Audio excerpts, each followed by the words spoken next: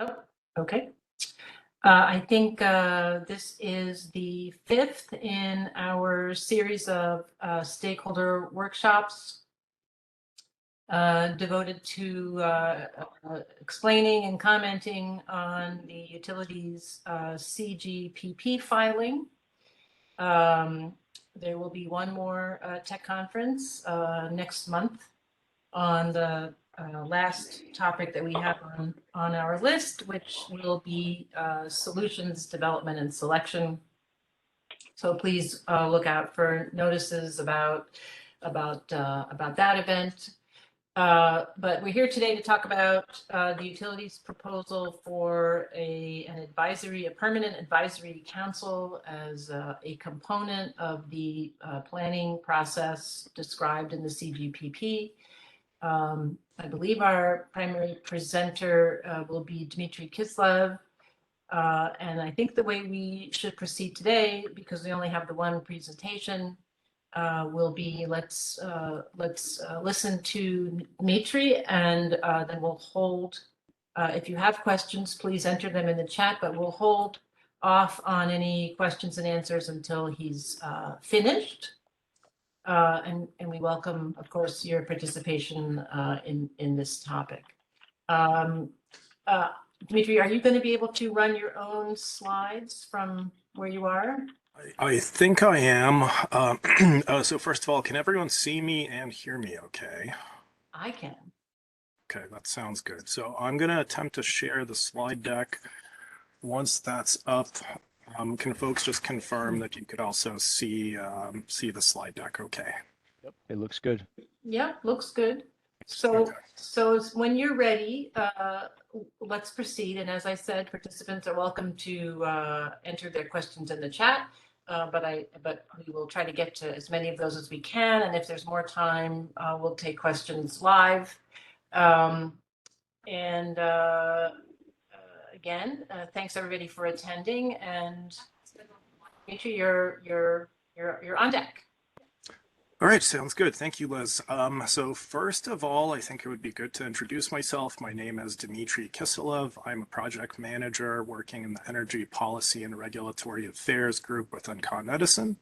But before I go into the current topic, I just did want to acknowledge both my my colleagues internally in other departments, as well as the other companies, members of the JU that you see here, as well as other stakeholders like NYSERDA, DPS staff, NYSO, and others that have put time and effort into this process. Just really quickly going over the agenda, as Liz said, today's technical conference topic is our current thinking and proposal for the Energy Policy Planning and Advisory Council, or EPPAC. And what I'm going to talk to you all about today is just a little bit of context setting. So, why are we here? Why are we holding these conferences? And then go into the dimensions of the EPPAC itself. So essentially the role of the EPPAC, the composition, and how that composition may change in the future, as well as timing and how the EPPAC is going to interact with the various steps of the CGPP, or Coordinated Grid Planning process. So just to set the context, again, this is just one of a series of technical conferences that we are holding this year with a stakeholder group that's not technically the EPPAC yet, because that has not been approved, but it is a group that we are seeing eventually evolve into the EPPAC. And the point of these technical conferences, as with the previous topics and the upcoming topic in August, is just to solicit everyone's feedback as the joint utilities are really working together and with other stakeholders to develop the ultimate CGPP plan and filing, which I just wanted to note is going to be made on or before January 1st of 2023. And just a friendly reminder to everyone that the comment period on the CGPP is open through December 21st of this year. So a quick recap on what the CGPP and why we are all here trying to develop this plan. At a very high level, the CGPP is going to be used to identify and approve local transmission and distribution projects that are going to be needed to achieve the state's CLCPA goals and mandates. So essentially, it is going to be somewhat of a local parallel to a lot of the work that goes on with the NISO.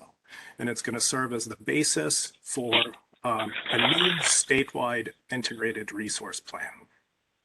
And to the right here, you can see a very high-level description of the various steps of the CGPP itself, which we won't get into too much detail in this presentation, but ultimately the plan is going to involve these steps, and actually I'm missing one at the end, which is the development of recommendations in a report. And I will touch on the interactions, or actually the timing of the EPPAC involvement with these various steps on a later slide. So what is our current thinking about the role of the EPPAC?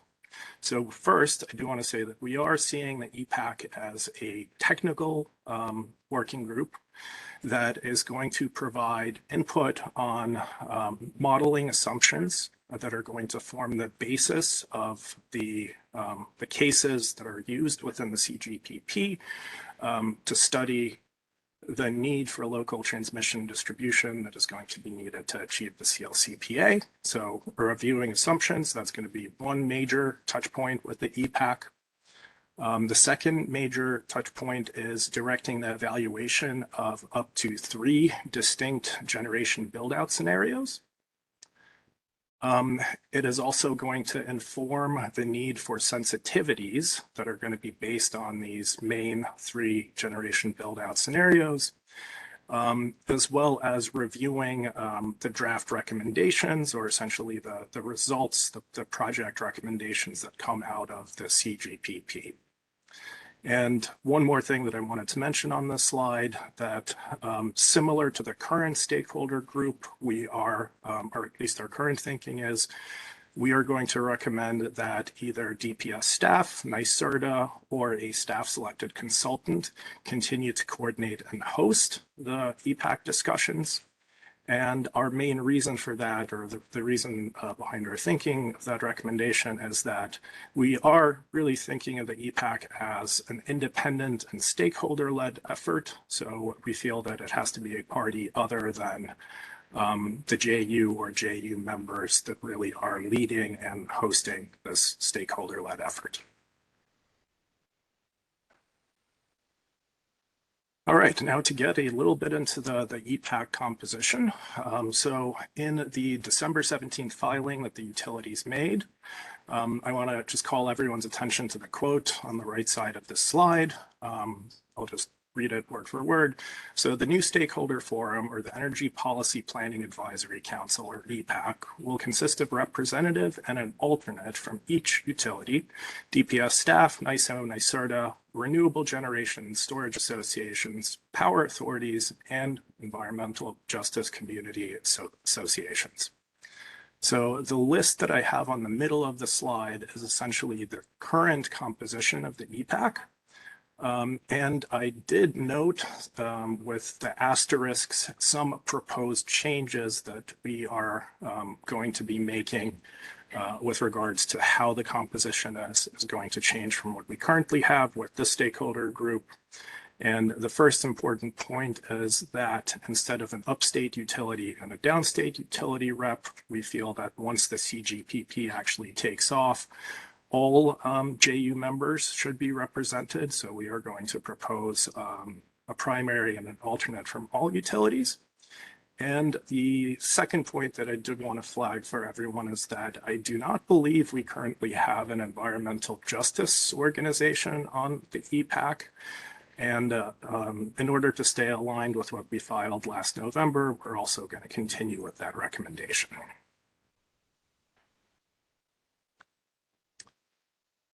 To talk more about the composition of the EPPAC itself, So the stakeholder group is currently meeting. I believe, as Liz mentioned, this is the 5th technical conference that we're holding to provide feedback on what the utilities are currently thinking with regards to the filing that we're aiming for to be made no later than January 1st, 2023. And we are seeing the current group really, continue and perhaps evolve into what we describe as the EPPAC itself. However, that is going to have to wait for for the Commission's approval to actually be called the EPPAC. And the last point on this slide is that we are proposing the DPS staff kind of continue to coordinate the makeup of the EPPAC itself. And so any recommendations with regards to new members or a change in membership should be directed at DPS staff.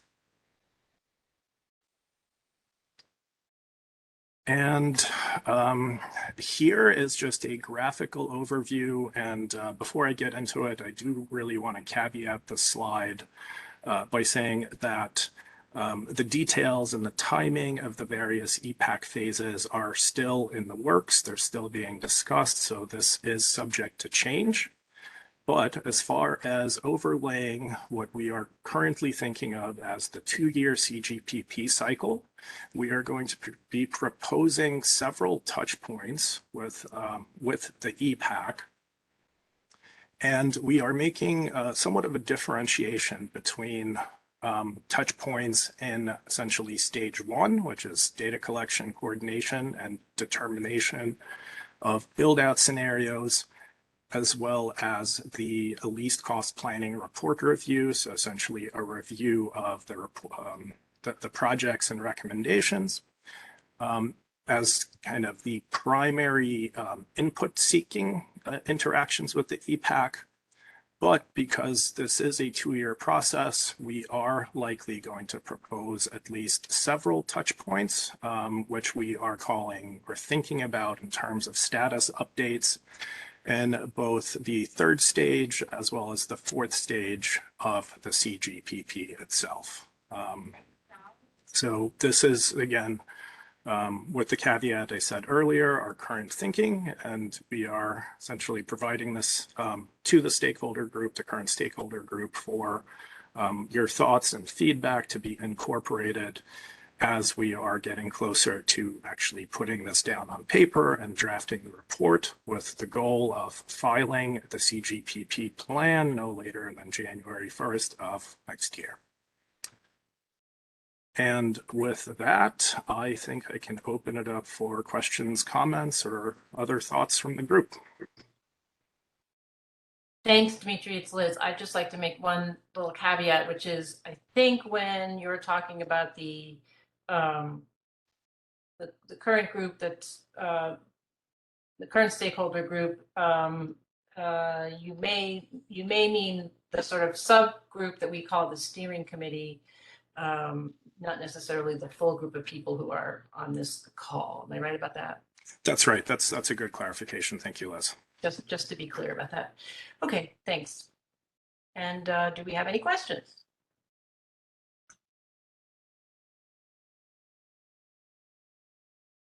Amazing if we had none, because people have been asking me, what's the EPPAC? What's it going to do? What's it for? Liz, can I just go in verbally, or do you want to be? Yeah, sure. Go ahead. Yeah. Bill Acker, New York Best. Dimitri, just to clarify a little bit more of how you would get feedback from the EPPAC group. The concept of using these representatives you laid out makes a lot of sense.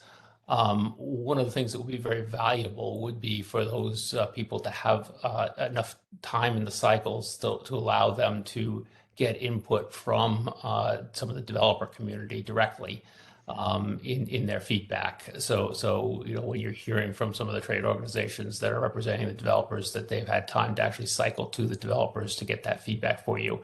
Can you paint a little bit of a picture of how you see the EPPAC functioning and vis-a-vis that question? I mean, is it a situation where you would be putting out the information, there would be some time to interact with the developers, and then the organizations would bring back that feedback from themselves and from the developers to you. And if you could paint that picture a little more, I think it will be helpful to the community. Okay, I could definitely take a shot at that. So I think, right now, I just went back one slide to the 6 different stages of the CGPP and the timing. So right now we're still thinking about it in kind of very high level terms, and these touch points that we've highlighted here aren't likely to be, single meetings and a data dump, but maybe that's something that we're going to have to take back and think through a little bit more about whether the information could be pre-read to the EPPAC itself or somehow provided before in a package, or whether we would split these, what I have here as individual kind of touch points into potentially, multiple meetings to review, for example, the data collection, the assumptions going into the databases, and our thinking as well as your recommendations to the determination of build-out scenarios. I think either of those approaches could work, but I think one of those 2 approaches will be very important, because I think it's really important that we do get the developers' input into the process, and doing it the way you've structured can work, but we need to make sure that those cycles are built into the process. So I appreciate that. So, Bill, it's Liz, and we would welcome, specific comments on that issue, how much time you would need, how you think the best way is for this to roll out. Because we agree it should be built in. Yep. Good. Thank you, Liz. This is Alan Page from Dutchess County. Can you hear me? Yes, I can. In regard to the group on the call now, I think it would be instructive and helpful that in your guide as to what takes place, that periodically you do have these types of technical sessions just to brief this group as to the development that's taking place, and so that they could be informed about this proceeding and the progress being made. Alan, it's Liz. I'll try to answer that. The commission, in directing the utilities to come up with a planning process, also gave the utilities some directives around how to collect how to involve stakeholders in each cycle of the planning process as it rolls forward. And so this proposal to establish the EPPAC is the utilities' response to that request from the commission. I don't know that the current group, I don't know that this stakeholder group will continue meeting once the EPPAC is in place and the planning process kicks off. But the results of the planning process will, of course, be available to the public. And if there is, interest in some kind of broader stakeholder information sharing or progress reporting, we that's something the commission could consider. And you could let us know in your comments if that's something you think is important. Okay, thank you. Hi, this is Melanie Franco. Can you just clarify for me who exactly the EPPAC will be advising or directing? Like, is it the utilities through this process, or what? Because if it's an advisory committee for the utilities, I'm wondering why members of the utilities would be on it. So if you could just clarify that for me. I can take that at a very high level, but Liz, feel free to jump in. I think, again, the EPPAC is intended to be a stakeholder forum to advise the development of the CGPP itself, which is going to be the coordinated grid planning process that is, essentially a 2-year kind of start of an integrated resource plan type study being conducted by the utilities. I think on the point about, why the utilities should be on it, we're seeing it as a technical advisory committee that is going to, at the highest level, inform the assumptions that are going into the CGPP, provide input on the scenarios and sensitivities to be used within the CGPP, as well as to provide feedback and input on the recommendations that come out of the CGPP. And again, because of the technical and close interaction with the actual study itself, we believe that the utilities need to be there to hear the feedback. But the last thing I'll say is that we are intending it to be independent and stakeholder-led, which is why we're not making the recommendation that the utilities should essentially run it, but they do need to be a part of it. So are you saying that the utilities will be present at the meetings, but not necessarily the advisory committee? Our current thinking is that the utilities would be present at the EPPAC meetings. Yeah, yes. You. It's Liz.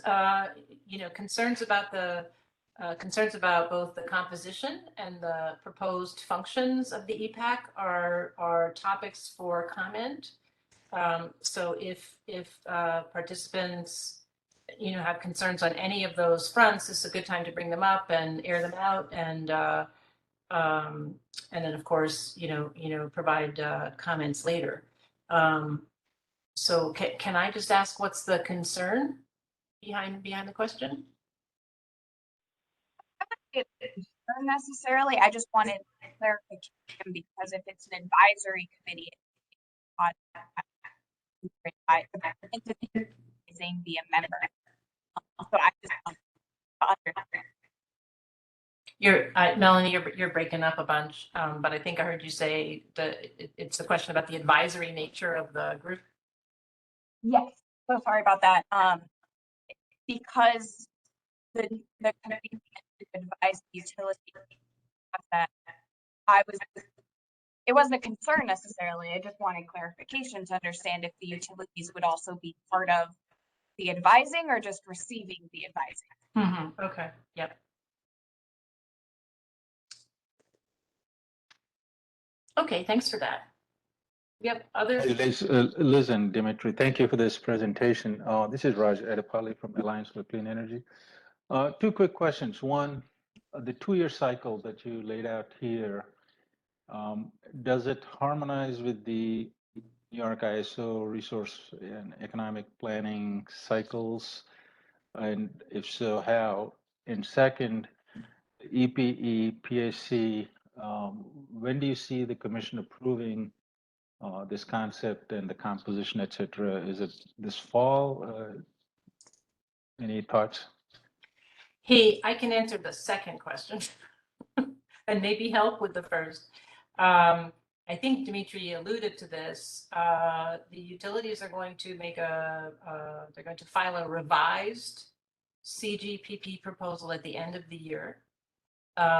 We expect that, we'll have comment come in. We may have to extend the current comment period to give people a little bit more room. And then I expect the commission will decide sometime in the first quarter, whether the proposed CGPP hits the objectives that the commission laid out for it in prior orders. And so certainly, so that's the sort of time frame that we're in. Does that answer your question, Rob? Yes, thank you. Okay. And the first one on NISO harmonization of their cycles. Maybe I can try to tackle the first one. So I think in short, it's too early to tell how exactly the two processes are going to harmonize and whether the biannual NISO cycle is going to be essentially in lockstep with this. I think I can share that the ultimate goal is to bring the two planning processes, as close together or working in concert with each other. To that point, I do want to mention a project which we proposed with the help of NISO through the annual project prioritization cycle, which is going to do a deeper dive of the current NISO processes. And again, with the aim or goal to assess what is currently being done with what we are trying to do with the CGPP and how to make the two processes work, as efficiently and in a streamlined manner with each other. So, more questions than answers at this point, but I think, the ultimate goal is to bring them closer together, but too early to say right now. Raj, we hosted a conference on process alignment a couple of months ago. It's definitely an issue that, is on staff's mind. As Dimitri said, we would like to see coordinated process where all the pieces fall into place in the way that they need to be. But I don't know that all the folks working on it have quite figured out exactly how to thread the needle just yet. But I do expect there will be some further information on that in the next filing. Is that fair, Dimitri? I think that's fair. Just keeping the caveat that some information, this NISO project that we proposed for next year is going to be undertaken during the course of 2023. So I'm sure there are going to be learnings that are coming out of that. But I think we will put something in the filing just around the evolving nature of the CGPP itself, and to the extent that we can bring it closer, make it work better with the NISO processes in the future, we'll aim to do so. Just one more follow-up question. Thank you for that response. My understanding is there'll be a set of phase two projects that will be filed at the beginning of the year that may not necessarily reflect the CGPP process. When do you see the next set of phase two projects that would be filed by the utilities that would be influenced or follow the CGPP process? Would it be 2024, 2025? Any thoughts on any timeline? Dimitri, do you have a guess at that? I don't have a guess that I'm willing to share. I'll just mention that these discussions are taking place around how the portfolio refiling is going to kind of feed into potentially the first cycle of the CGPP, but a lot of those conversations are ongoing, so I'd rather not just throw a number out there. I mean, I think the best, all that we know on the staff end from the proposals is the same as, what you could probably deduce, that it looks likely to be a 2-year cycle. If the commission addresses the filing in the first quarter of 2023, then it could presumably kick off shortly thereafter if there's a good starting point that coordinates well with NISO ongoing work. So, but I think that's the best anybody can say right now. This is Josh with Chair Club. I'm sorry, just to finish up, am I to understand, so if the commission approves the CGPP process Q1 2023, and it takes a full 2-year cycle to complete this, it'll be 2025 before the next set of phase two projects are filed, or am I misreading that? That seems to be the implication of the information we have so far. Okay, thanks. I'll just add, keep an open mind about what gets filed in 2023. We ask for things such as, rank ordering of projects, prioritization. Raj, one filing doesn't lock the future in permanently. There's constant adjustments. So it could be there are projects on that list that get reevaluated during the next cycle. Thank you, Warren. Jalila had a question? Well, I just wanted to say that we had a question in the chat from Oh. Audrey Fredrickson. Oh, okay. Go ahead. What's the question? It's have you considered inclusion of environmental groups and or DEC and municipal representatives on the EPPAC, or a way to get their input at some point in the CGPP process?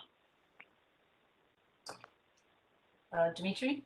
I think in short, yes, I believe we had municipal groups already on the list, and although I don't believe we have an environmental justice representative currently, I think again to be consistent with what we filed in December of last year, I think we're going to be reiterating that recommendation. And again, the subject matter, the composition, who should be represented in in this technical group advising the planning process is open for comment. So if folks feel that the utilities have left out an important voice, you should let us know. Dimitri, this is Alan Page again.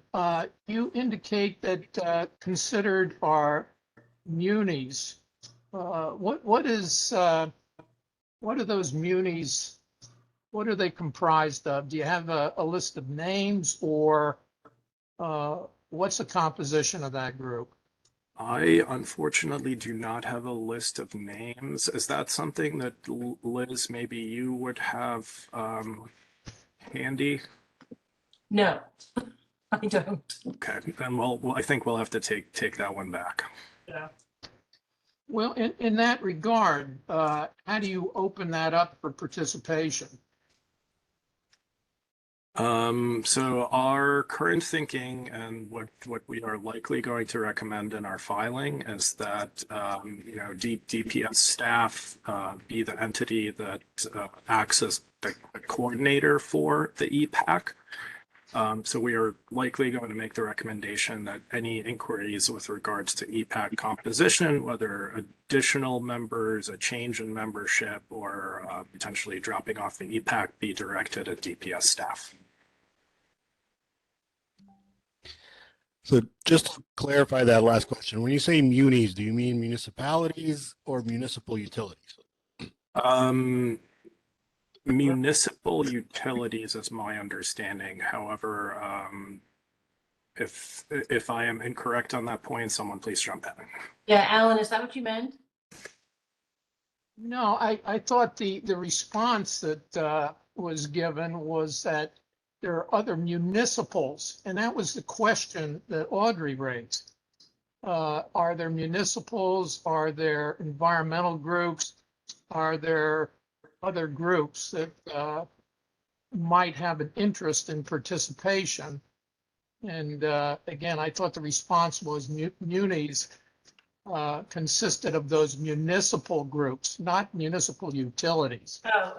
Okay. So we think we misheard you. Alan, remember that I think one point that's important to remember is that what the utilities are proposing is a technical group that consists of people who have expertise in transmission planning.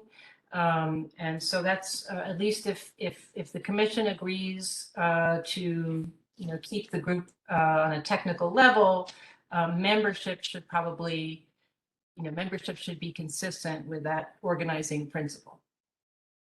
Well, suffice it to say that there are certain municipal groups that in fact have that expertise. Right. And So it could be applied. yeah. So let us know, because that would be a factor the commission would not have any way to know about unless commenters could inform us. This is Josh. I'm going to try again. So I had a coordination question. One piece that doesn't seem to be a focus here, but it's flagged in the draft scoping plan, and there's a proposal and blueprint proposal in the governor's state of the state, is looking at what we need to do on the grid to enable the retirement of fossil fuel facilities, and consistent with the timeframes in the CLCPA.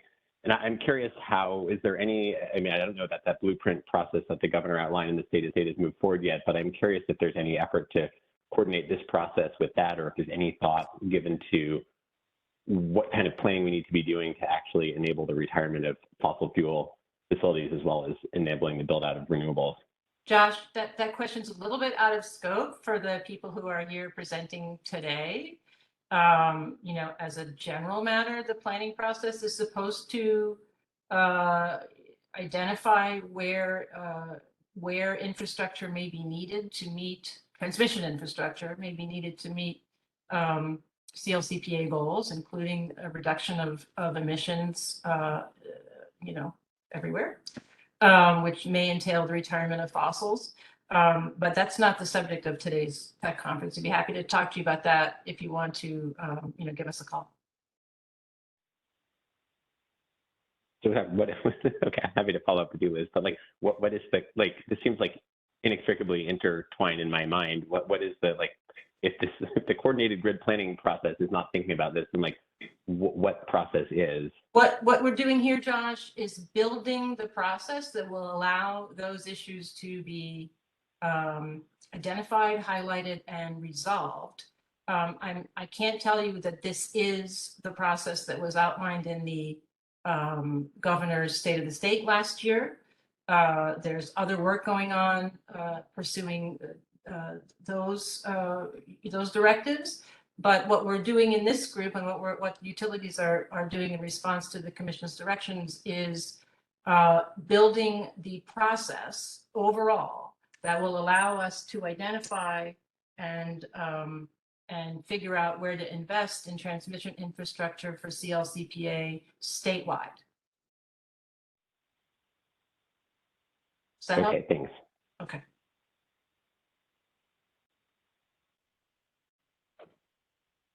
Hi, this is a question for Dimitri, Matt McCarty with Shell. An issue we've been looking at a lot, and in terms of process, how do you envision, and it may be that it's incorporated in here, but interregional projects being considered that would support the goals of and objectives of the state, both in terms of projects that would be conducted on an interregional basis, or ones that you're considering that would have interregional impacts and require consultation with neighboring ISOs or utilities? Hey, Matt, again, that's out of scope as far as today's discussion. We're here to talk about the composition and role of the EPPAC, the EPPAC. We've had some discussions about larger elements of the planning process, and I'd be happy to fill you in on some of that if that would be useful. Sure, thank you. Sure.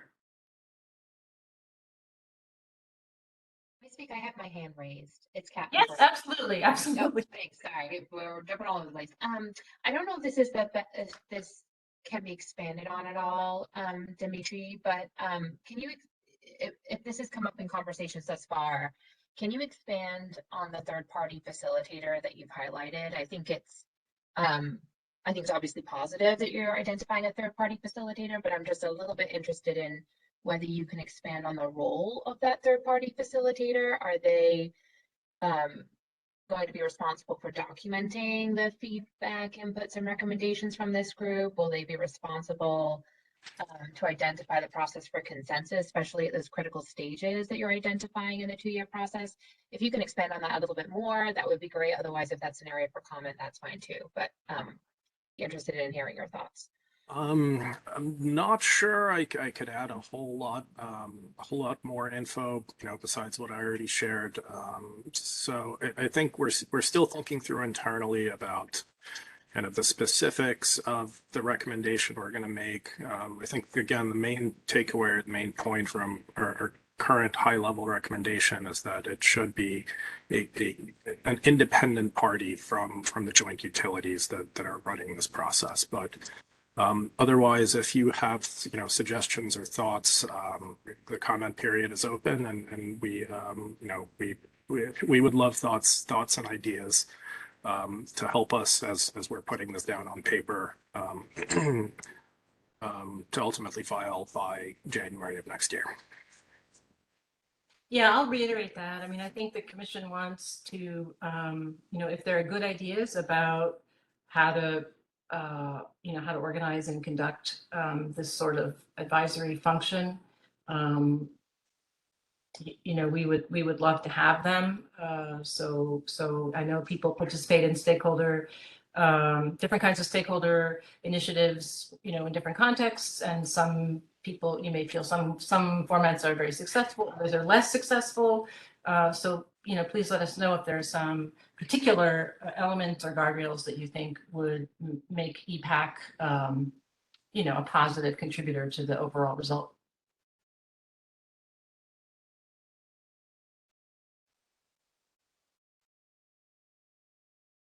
Do we have any other questions on any other raised hands? Kat, your hand is still raised, but that's just probably because you haven't unraised it, right? One additional question. this is, oh, go ahead. That page again. Yeah, sure, Alan, go ahead. In regard to the comments, how would you like to receive those comments? Should they be addressed to you, Liz? Should they be addressed to this proceeding, or how would you like to receive them? Jalila may correct me, but I believe comments go into the secretary. Is that right, Jalila?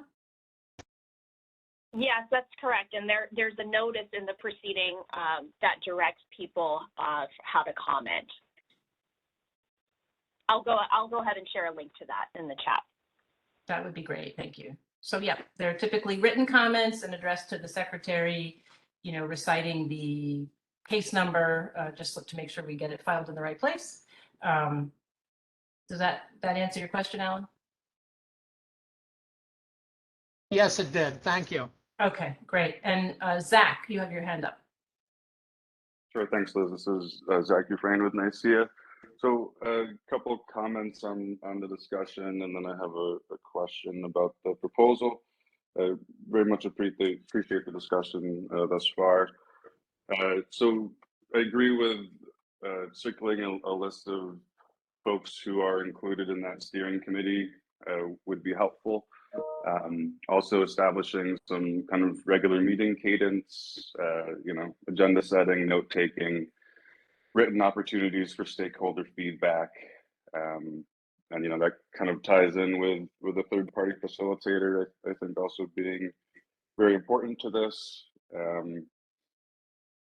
And I agree that we should add enviro groups, so not just environmental justice, but kind of your more traditional environmental groups as well, and municipalities.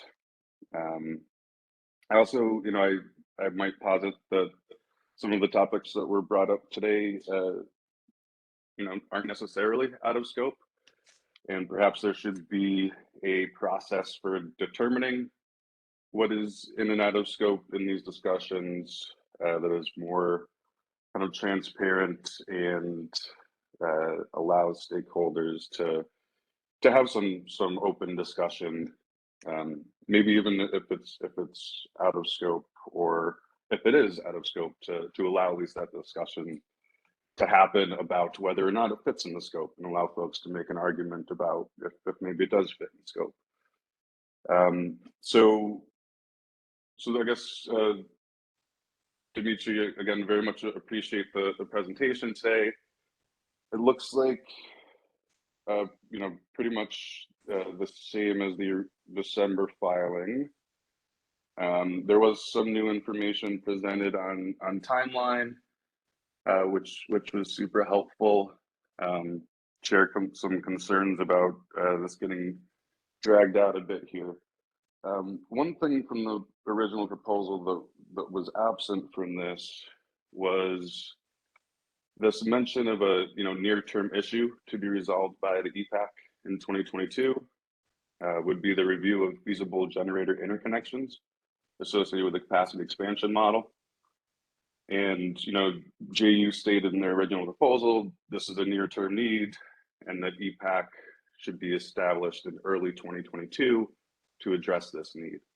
So just wondering, in light of the fact that EPPAC is now won't even potentially be approved until early 2023, can you speak more to the need for what that need was and how it's going to be addressed now that EPPAC won't review it or address it?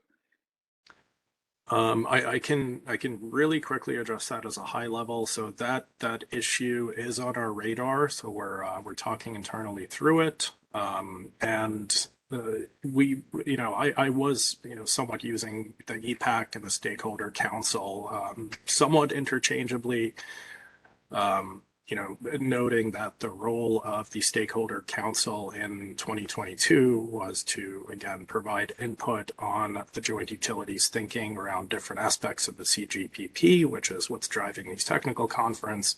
And again, we are aware of that other provision or that other point we made in the December filing about the feasible generator interconnections, and we'll be taking that back and coming up with a plan to address. Okay, so I guess maybe can you speak to what that issue is a little bit more, the feasible interconnections? So I'm not sure if we have the right technical team members on this call, but at a very high level, and this is me speaking as an kind of engineer in my past life, current policy professional, but the capacity expansion results that are going to forecast the capacity build out to meet the CLCPA goals or potentially other sensitivities will have to be transposed to essentially a bus level or a much more granular generator siting kind of decision-making process. And that's what I believe we were referring to with regards to kind of vetting the generator siting. Okay, yeah, that's helpful. And certainly agree with the original kind of proposal that we should get going on that, and there should be robust stakeholder input in that process. And so I think if I heard correctly, what we're doing instead is JU's just having internal meetings on this topic, or is there a plan to bring in stakeholders into that process? Zach, I think you're slightly misunderstanding the. Yeah, I'm asking if I'm understanding correctly. We had a technical conference to talk about the generation build-out scenarios and how the utilities would conduct that exercise. I think that's what Dimitri's talking about is how do you look at generator interconnections in the context of the generation build-out? And so we did host a tech conference on that topic and are not proposing here to do any more in-depth work on that at this time. I'm sorry, Dimitri, did I understand you correctly? I think Liz is right. I did not make all of the technical conferences, so yeah. Okay, so this process that was identified, the need for stakeholder input, there was a technical conference on it, but that's it for now, it sounds like. Well, Zach, we're going to get comment on whether or not the approach to generator interconnection and generator build out is appropriate to the purpose. And when the utilities when the utilities are going to refile, they're going to explain their approach to generation build out in their next filing. Hopefully they will make use of some of the inputs that they received through this process. And then everybody will get to comment on whether or not the utilities proposal on that topic is adequate. And then the commission will decide yes or no, whether the approach to assessing the generation build out scenario is sufficient for the commission's purposes. So I think that's the way this will roll out, I think. Understood, Liz. And what I'm trying to, just inquire about is there was an identified near-term need, right? That we need to do this in early 2022. And what I'm hearing and kind of what you just reiterated is it will now happen in 2023. Zach, we'll have a chance to comment, Zach, and that's fine. You're misreading. The utilities made a proposal in December that contemplated doing something in 2022. The commission did not act on that proposal. The things the utilities said might happen in 2022 are not happening in exactly the same way the utilities proposed it. We're doing these stakeholder efforts in part instead. But that was just a proposal. That wasn't a definitive, we are going to do this. That was a proposal that depended on the commission's approval for the utilities to implement. So Understood. And I appreciate the proposal, and I happen to agree with it. And I was inquiring if, in light of that proposal not being approved, in light of that proposal identifying a near-term need, is there another process or any other thinking going around to address that near-term need in light of all of these things that you? If the answer is no, that's fine. there's no other process, and there's no particular near-term need other than usual. So you have ruled that there is no need. I thought you didn't rule on the need. Other than the need to develop a planning process that will illustrate the investments we need to get to our statutory mandates.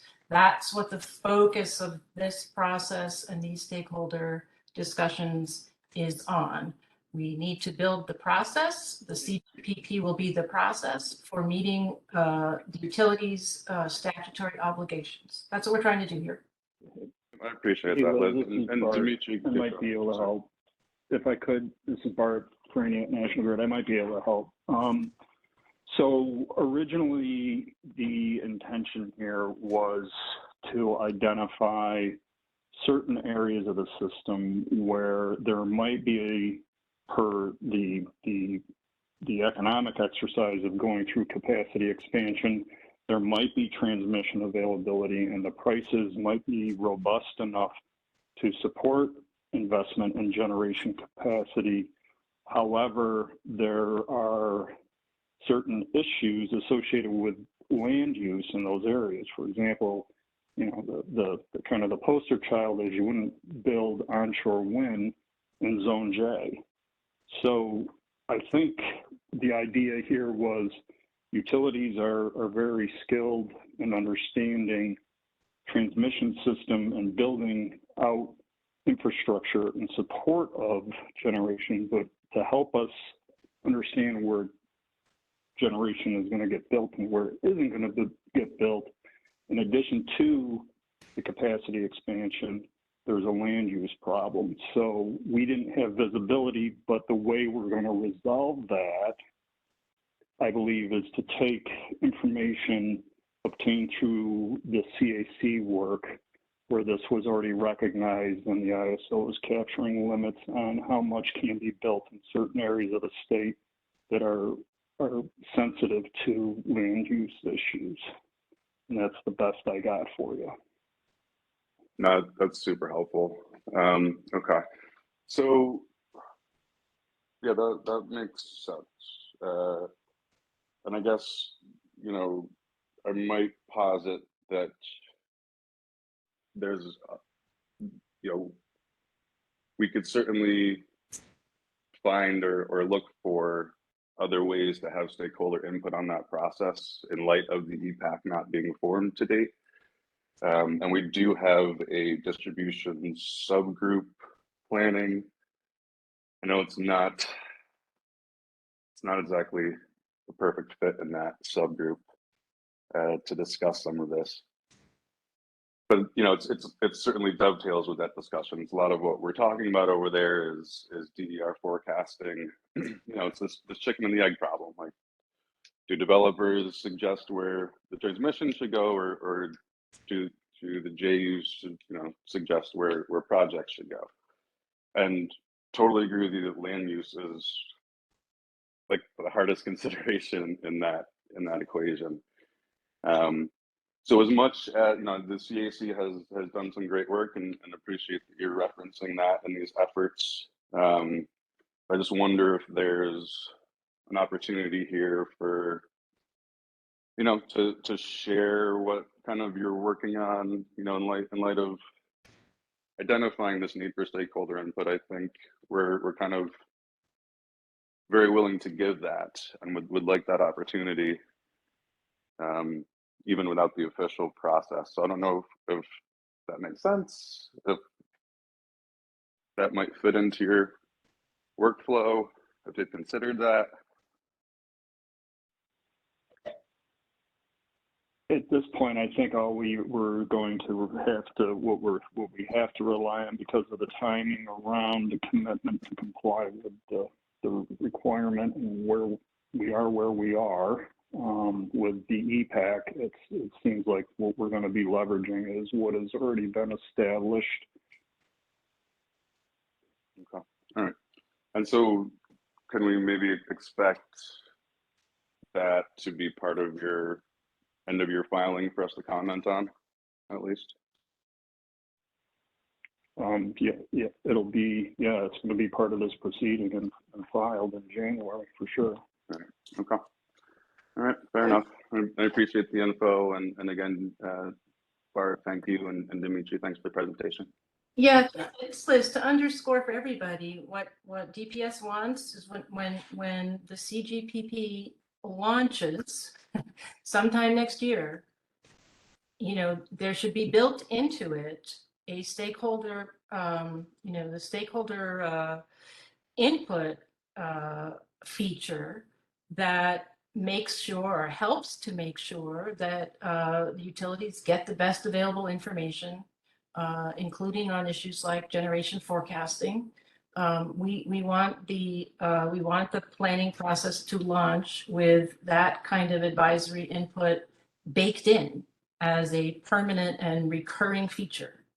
But you know, CGPP hasn't launched yet. We're still, you know, the utilities are revising their proposal, and but they know, and the commission was pretty adamant about this, that the final planning process had to include stakeholder input, and I think that's what the utilities responded to with the suggestion of creating the EPPAC. So we're very concerned at the staff level to make sure that there is stakeholder input on the assumptions, as the utilities have described here, on the assumptions that go into the planning process. I think we're all on the same page about that.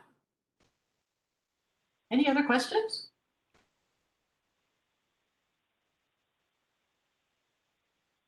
Liz, this is Jalila. We have another question in the chat from great. Melanie Franco. Okay. She asked Go ahead. On slide 6, sure. On slide 6, you refer to New York City OCS as being part of EPPAC. Can you clarify what OCS is? I can try to take that. I think OCS stands for Office of Climate Change and Sustainability. That's my gut reaction, what I remember it as, but we can follow up on that. Great, thank you. Anything else I'm missing? I see some folks have asked about where materials are available, and Jalila's been posting those links in the chat. So if you're looking for some of the prior tech conferences, you'll be able to find them. Any other questions or hands up? Thanks for doing that, Jalila. Liz, this is Athanasius. Just curious, it came up. Well, I guess I might have brought it up. Is there a next meeting for this steering committee set up, or are we planning to have another one? Yeah, there's going to be one more tech conference in this series. It'll be in August. I think we haven't completely pinned down the date, and it will be on solution development and selection, on that back end piece of the planning process. So you'll, just as we've done with the other tech conferences, we'll put out a notice, shortly with the date and access information. Yeah, I appreciate that. And the steering committee meetings, I think there was broad consensus among the stakeholders that we would meet after every technical conference.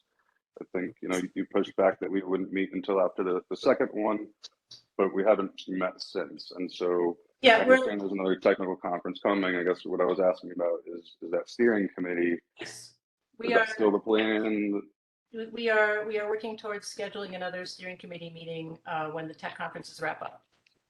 So it'll just be one more steering committee meeting. I think one after the second, and one after all the rest. I think so, unless there's, some particular issue that needs to be, thought about. No, I just have it's just a process question, right? So you're looking for stakeholder input, all the stakeholders, and I thought state agreed that this would be the process. But now it sounds like somewhere along the lines, there was a decision made that we won't meet again after every technical conference. I was wondering, Zach, I don't recall agreeing to have the steering committee meet after every technical conference.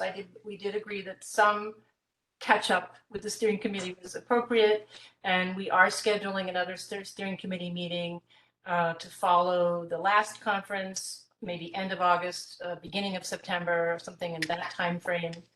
So we do intend to reconvene the steering committee. okay, and some note taking in that might be useful. I think we can manage that. I can look into it. Great. Thanks, Liz. Any other questions for Dimitri? We have a new question in the chat. No. Okay. All right. So again, this is a review of what's currently on the board for the EPPAC as a component of the coordinated planning process. Thanks, Dimitri, for putting together that review.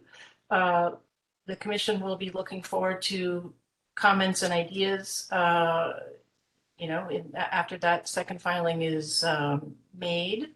And we think this is important. We want to get it right. And please look out for the notice of the conference on solutions. I think a lot of people are very interested in that one as well. And we are working hard to pin down the date as soon as we can. So thank you all for participating, and look forward to seeing and hearing from everybody at the next tech conference. Thanks again, Dimitri. All right. Thank you, Liz. Thank you, everyone. Solo.